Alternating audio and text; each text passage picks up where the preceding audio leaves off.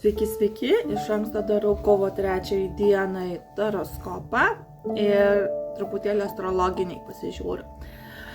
Kovo 3 nusimato pakankamai pozityvi diena, nors kartais galite tuo abejoti. Iš tikrųjų gera diena, yra teigiamos emocijos, aišku, nenusivilkite ir negalvokite, kad jums nepavyks. Dienos skaičiai yra 6 ir 9. Tai jeigu kažkas domitės numerologija, jums tai yra aktualu, tai 6 ir 9 dienos skaičiai.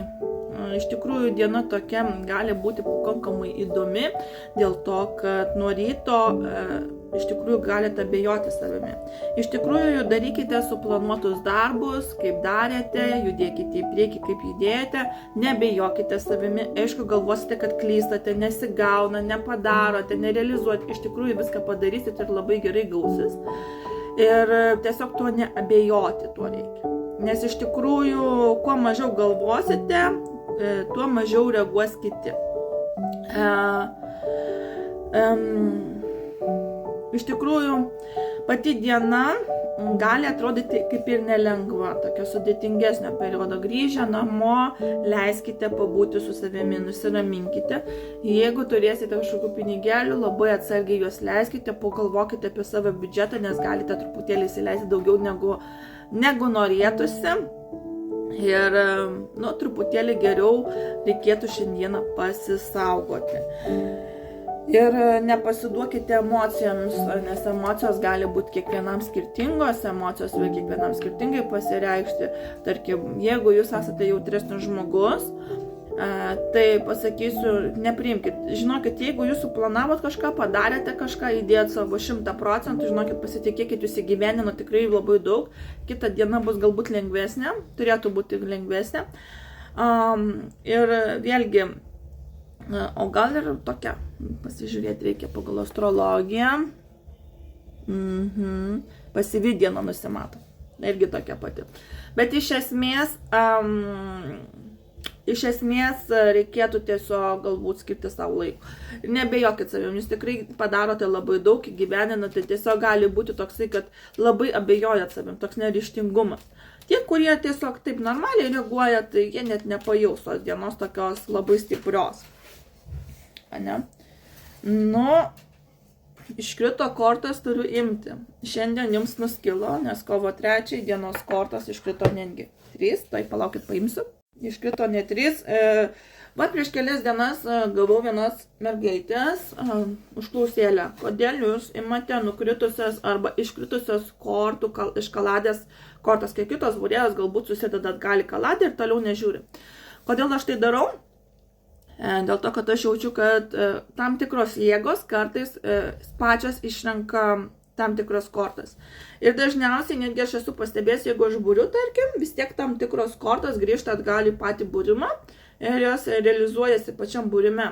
Tai reiškia, kad jos dvigubai turi kažkokią prasmę, nes tam tikros jėgos vis tiek nori, kad jūs tą informaciją sužinotumėt. Dėl to nesvarbu, ar iškrito 2, ar iškrito 3. Jeigu iki 3 kortų, aš dažniausiai pasižiūriu. Iki 3. Jeigu ten pusę kaladės iškrenta, tai tiesiog iškrito. Jeigu iškrenta viena, tai aš būtinai ją perskaitysiu. Nes tai yra tam, jeigu tu maišai ir krenta kortos, tai yra tam tikra žinutė, kurią aš galbūt privalau jums pasakyti, atskleisti. Tai iškrito 3 kortos. Iš tikrųjų, žiūrėsim truputėlį tokia realistiška. Pirmutinė tai yra 9 kardų, antra pažas penktaklių ir taurių trejetukas. Matosi psichologiniai sunkumai, tai yra nemiegas, stresas, apatija, prisigalvojimai, kaip ir sakiau, tokia neryžtinga diena, tai iš tikrųjų tai yra, kada žmonės per daug stresą paima. Psichologiškai yra sunku susikaupti, psichologiškai yra galbūt sunku buvo miegoti, įsimiegoti, galbūt prisigalvojot kažkokių dalykų, nebūtų santykiai, darbas, šeima, tai buitis, ne psichologiškai yra sunku kažkaip suvirškinti tam tikrus dalykus. Taip pat tai kiekvienas žmogus skirtingai tą psichologiją. Gali būti kai kam ir fobijos, ir depresinė būsena. Ir čia priklauso nuo kiekvieno žmogaus, kaip jisai reaguoja į savo psichologinės dienas, kaip jį tą žmogų veikia. Vienus depresiškai paima, kitus tiesiog menkas streselis arba tokia nemiega, abejonės, sutrikimas, ne? Kiti gali truputėlį labiau būti pažįsti.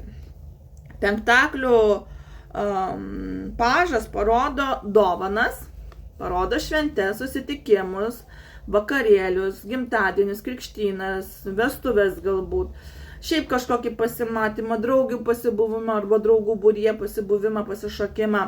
Tai rodo ir dovanas kažkokias, ir staigmenas, ir kažkokį galit gauti kažkokią gerą žinią, gali ten kažkoks finansinis ateiti, kažkas sumokėti, finansinę dovaną gauti. Pažas dažniausiai simbolizuoja pačius vaikus, tai dar ir šitai pati korta rodo mokslą, studijas, kad galbūt kažką reikės mokintis, galbūt kažkas eis į kursus, kurie kels truputėlį streso, mokymai kažkokie gali būti truputėlį įtampa. Taip pat tai gali būti, kad teks pasimokinti, pastudijuoti, bet pelnas ateina į rankas. Galbūt ateis kažkam pinigais, kažkam dovanomis ir matau šventimą. Tai yra kažkokia laiko praleidimas, šventiška nuotaika, kada galbūt su savo šeimos nariais norėsite ir kavos, arbatos, kakavos išgerti, žaidimą kokio stalo sužaisti, galbūt su draugais susitikti, gerai laiką praleisti. Bet kai krenta trejetukas taurių, atvirai pasakysiu, jeigu žiūrėti šitą kortą, jūs galite įtarti savo partnerį meilės trikampiu. Arba tai, kad jisai turi vienadienius nuotykius. Nes dažnai tai trejetukas taurių rodo kai kada žmonių nesugebėjimą sukontroliuoti savo elgesio. Tai kuo pasireiškia būtent trejetukas taurių kai kuriems žmonėms? Alkoholizmu, narkomanija, azartiniais lošimais, kompiuteriniais, telefoniniais žaidimais, kada įnyksta į telefoną ir tiesiog nebe azartiniai lošimai, kada jau neberealizuoja savo gyvenimo realiai, ne? Tada jau protas neveikia, patys nežino tikslo, kodėl jie taip elgiasi. Reikėtų saugotis, taip pat gali tai nurodyti bulimės, anorekcijas, arba kai valgote, valgykite atsargiai, nes gali tai rodyti apsinuodijimą, nes arba persivalgymą ir skrandis gali sutrikti. Taip pat tai gali iš neigiamos pusės parodyti, tarkim, jeigu žiūrėti taip, žalingus įpročius pasakiau, taip, įsileisite per daug pinigų, čia kaip irgi astrologiškai parodo, jeigu turit pinigų, galite per daug išleisti ir po to pasigailėti. Kad jūs geriau pasijusite tą minutę, tą laiką, taip, bet tos santopos nenueis ten, kur turėtų nueiti. Ir tai gali irgi rodyti truputėlį, kodėl aš taip pasielgiau ir neapgalvojau, ką darau. Tai irgi apsigalvokite. Tai trejetukas, tai yra šventė, kaip bebūtų, visi skirtingai švenčiam. Žiūrėkite, būkite saugus. Šiaip tai pati korta dažniausiai man atsisiuosi su neigiamais dalykais, bet kadangi iš to kortų kaladė jinai yra pozityvi, aš ją palieku pozityvę, bet dėl viso ko įspėjau, kad jeigu švenčiate, jeigu mėgaujatės vakarėlių, jeigu kažkokiu būdu praleidžiate kontrolę, kontroliuokite tai, ką darote, tai, ką sakote, tai, kaip elgiatės, nes gali būti pasiekmes. Pasiekmes gali nueiti ir iki muštynių, ir iki meilės trikampių. Ir netgi, jeigu tai yra meilės trikampis, gali būti užstatytas ir vaikas. Jeigu žalingi įpročiai, taip pat irgi gali tai rodyti peršventimą ir po to kentėsite nuo to ir nebus labai malonu. Ir tada kelsite stresą savo.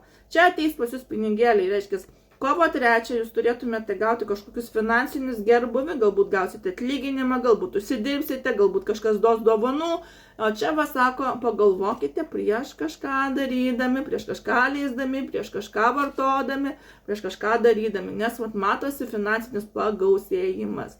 Tai kovo 3 nusimato tokia labiau kaip ir pozityvi, bet ją reikia labai atsargiai išgyventi, nugyventi ir labai apsvarstyti kiekvieną savo poelgį, kiekvieną savo, ar jums reikia, ar nereikia, ir truputėlį kartais, jeigu jau dabar manęs klausot, tai būtent tą dieną stenkitės viską pagalvoti, ar tikrai kažko reikia, ar tikrai galiu sau leisti, ar tikrai neturiu atsidėti kažkam svarbesniam, ne?